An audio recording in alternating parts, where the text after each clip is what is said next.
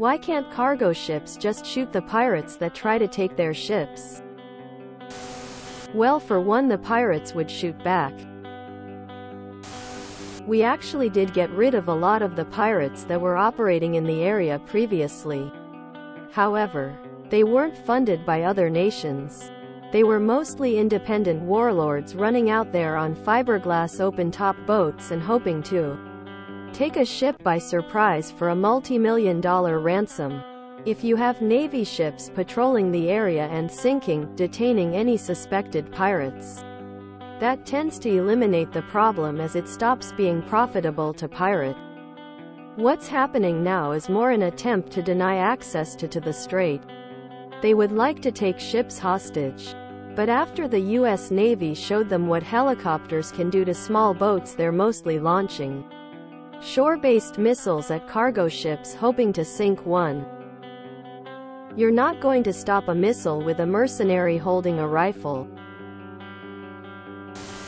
Hi, former US Navy sailor here.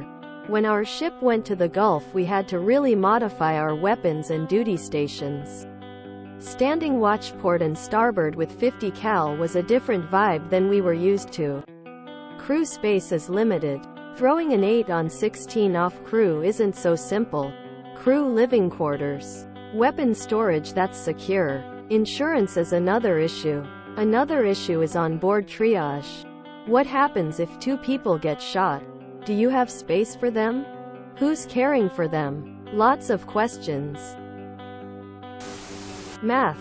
Cargo ships are already expensive, and it would add literally tens of millions of dollars in annual operating costs to maintain, supply, with ammo, fuel, and store the sophisticated weapons that are necessary to shoot rockets out of the sky and water.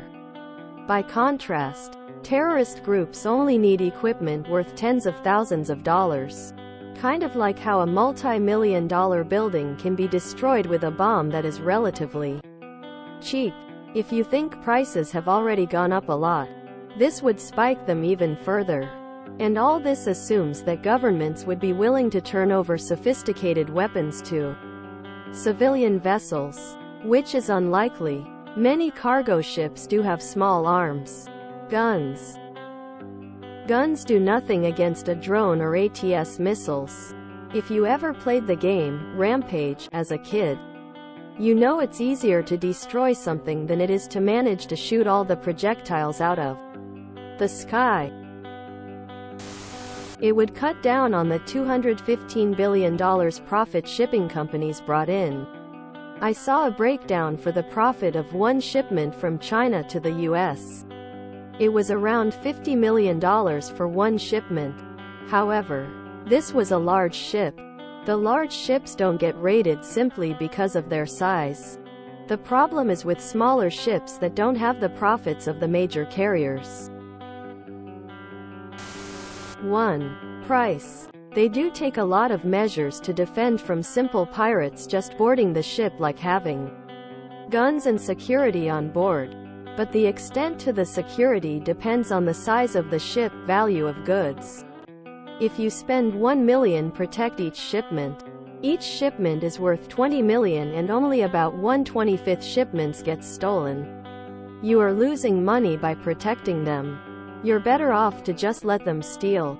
Now there are tons of other ways pirates work, like using drones and missiles. Stopping one of these ways would be super expensive. Being prepared to stop all of them would be absurdly expensive. 2. Safety. The equipment they would need to defend themselves is highly specialized military equipment. Not the kind of thing you get from your local gun shop. So are governments going to be okay with giving these to private citizens? Now what happens if the pirates steal the ship and have this insane equipment? Is China going to let us cargo ships with advanced military weaponry dock in their ports?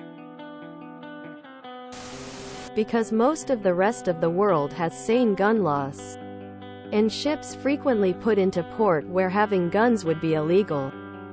There are private security services that have armed ships that will accompany commercial ships, but they cost money.